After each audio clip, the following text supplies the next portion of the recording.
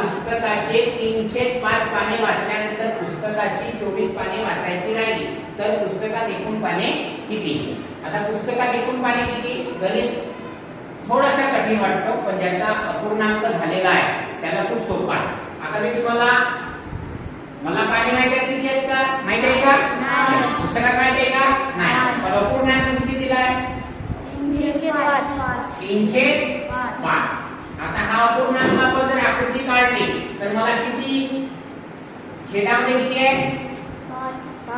किती आहे रे? 5 आहे ना? 5. आता एवढे पानं वाचली. किती पाने वाचली? 305. रंगवायची किती रे?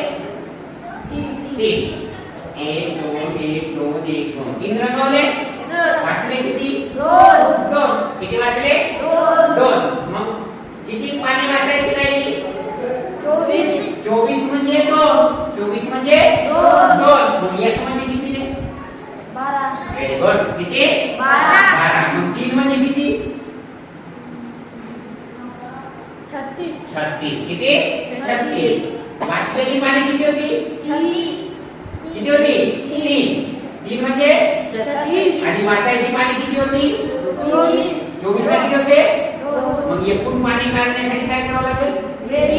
36 अधिक 24 किती? 60.